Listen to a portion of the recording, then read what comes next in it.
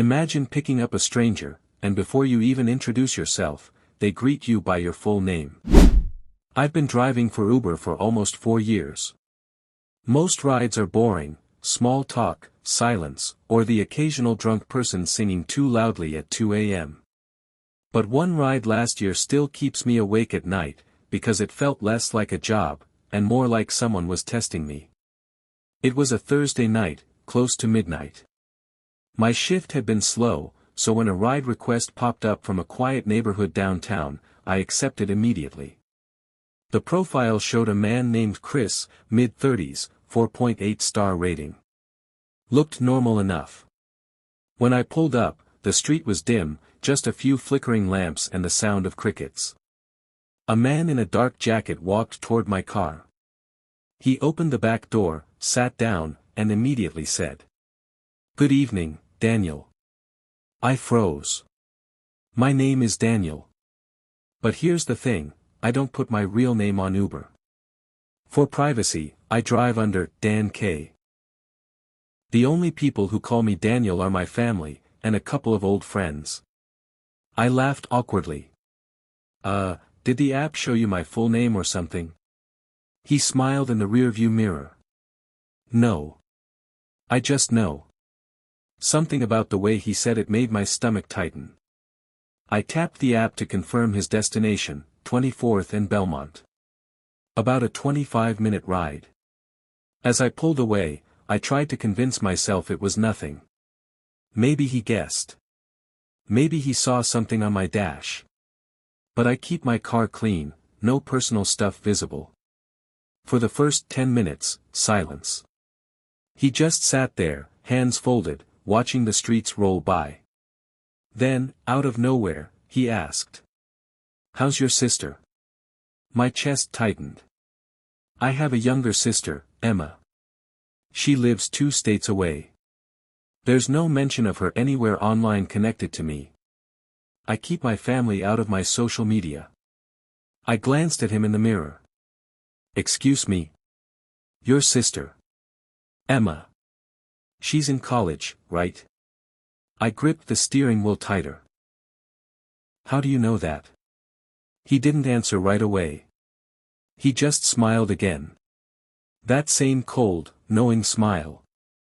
"Don't worry. She's fine." The words weren't comforting. They felt like a threat. At that point, every instinct screamed at me to end the ride, pull over, demand he get out. But another part of me, the stupid part, wanted to know what else he knew. So I kept driving. We passed through the downtown area, neon lights flickering, bars full of loud laughter.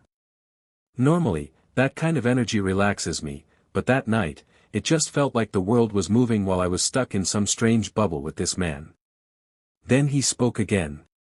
"You shouldn't take Highway 14 tomorrow morning." I frowned.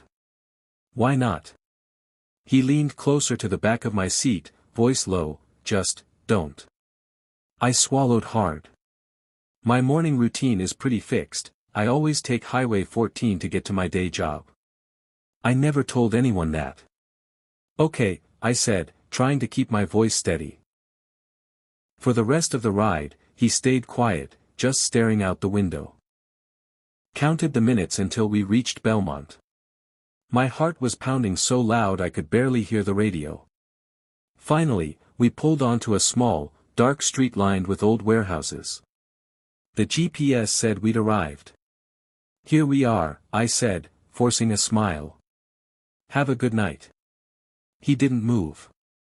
He leaned forward again, so close I could smell the faint scent of cologne mixed with something metallic. His voice dropped to a whisper. "Daniel, thank you for the ride. Remember what I said." And then, just like that, he opened the door, stepped out, and walked into the shadows between 2 warehouses. No house. No lights. Just darkness. I sat there for a solid 2 minutes, trying to steady my breathing. Then I pulled away, half expecting him to still be watching me. The next morning, against my better judgment, I avoided Highway 14. Took a different route to work. When I arrived, I saw the news on the lobby TV. A massive multi-car accident had happened on Highway 14 around 7:30 a.m.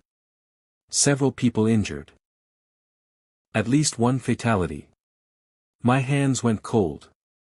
I thought about calling the police, reporting the ride. But what would I even say? My passenger knew my name, my sister, and predicted a car accident. They'd think I was insane. I checked the Uber app later that night. The ride was gone. No record. No payment. Like it had never happened. To this day, I don't know who that man was. A stalker? A psychic? Something else entirely? All I know is this: I never saw him again. But every time I drive late at night, every time a stranger gets into my back seat, I wonder if one day, he'll be there again, waiting. What would you do if your passenger refused to leave your car, no matter what you said? Driving nights can be strange. Most passengers just want to get from point A to point B, but every once in a while, someone climbs into your car and changes the whole atmosphere. This happened to me on a rainy Saturday night about 2 years ago. It was close to 1 a.m. The city was quiet, the kind of quiet where the rain muffles everything and the streetlights glow in blurred halos. I was about to end my shift when a request popped up from a bar I knew well. The name on the profile was Melissa. When I pulled up, she was already waiting under the awning. Mid-40s, long dark hair plastered to her face by the rain. She climbed into the back seat, dripping water everywhere, and said in a flat, tired voice, "Just drive." I checked the app. Destination field was blank. Ma'am, I need an address before I can start the ride." She leaned forward, her wet hair brushing the back of my seat. "Just drive. I'll tell you where to go." Something about her tone unsettled me. But it was late, I was tired, and I didn't want a low rating. So I nodded and started driving slowly down the main road. For the first few minutes, she said nothing. Just stared out the window at the passing streetlights. Then, suddenly. "Left. Turn left here." I did as she said. Another 2 minutes of silence. Then, right. Go right. We zigzagged through the city like this, her giving me directions one by one, never saying where we were going, never looking at me. Just that cold, flat voice. Finally, after about 15 minutes, I asked, "So, where are you headed tonight?" She turned her head slowly, meeting my eyes in the rearview mirror. Her eyes were dark, heavy, almost empty. "Home," she said simply. That should have been reassuring. But it wasn't. Because as I followed her instructions, I realized something: she was leading me into a part of the city that was almost completely deserted. Old industrial buildings, warehouses, construction sites. Not a single house in sight. I cleared my throat. "Ma'am, are you sure this is the right way?" "Yes," she whispered. "Keep going." I felt my chest tighten. The rain was coming down harder now, drumming on the roof, drowning out the sound of my tires on the wet road. The world outside looked like it had been swallowed in shadows. Then she said, "Stop. Here." I pulled over. We were in front of a massive, abandoned-looking factory. No lights, no cars, just broken windows and rusted gates. Is this your stop?" I asked cautiously. She didn't answer. Just sat there, staring at the building. After a long pause, I tried again. "Ma'am. We've arrived." Still nothing. "Okay," I said nervously. "I'll end the ride here." I tapped the screen, but the app froze. No response. Just that spinning wheel. I turned back to her. "Listen, I don't mean to be rude, but I need you to get out now." Slowly, she leaned forward again, so close I could see the raindrops clinging to her hair. Her voice was barely a whisper. "I'm not ready." I swallowed hard. Not ready for what? She smiled then. Not a warm smile. Not a friendly one. Just a slow, unsettling curl of the lips. For home. The way she said it sent a chill down my spine. I glanced out the window again. The factory loomed over us like a dead giant. The rain blurred everything, making it feel like we were trapped in a world that didn't want us. "Ma'am, I really need you to leave the vehicle," I said firmly, trying to sound braver than I felt. Her expression didn't change. She just leaned back into her seat, folded her hands neatly in her lap, and whispered, "I'm not leaving." At that point, I felt panic rising. I thought about calling the police, but my phone had no signal. The storm must have knocked out coverage in that area. My mind raced. Do I get out? Do I try to force her out? Do I just drive off and hope she gets out eventually? Before I could decide, she spoke again. "You don't understand. You picked me up here before." My blood ran cold.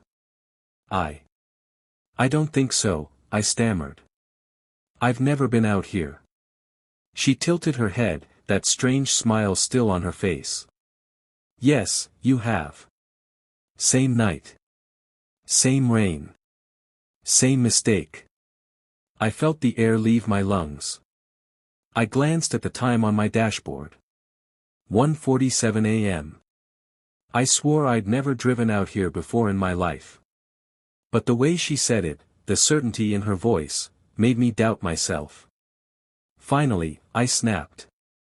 "Look, if you don't get out right now, I'm driving to the nearest police station." That's when her smile vanished. She leaned forward one last time, her face pale in the dim glow of the dashboard lights, and hissed, "There's no police tonight."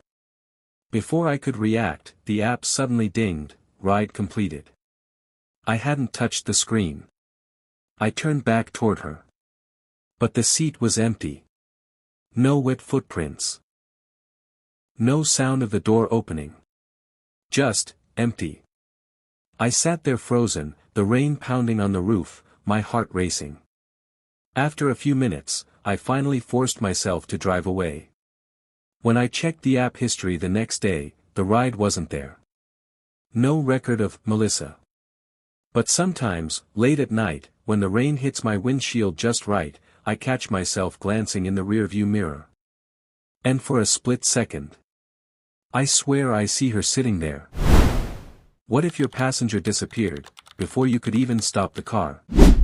Driving for a living teaches you patience.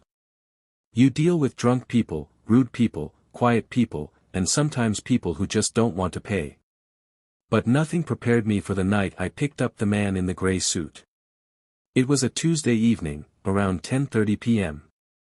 Not late enough for the wild bar crowd, but late enough that the city had started to thin out.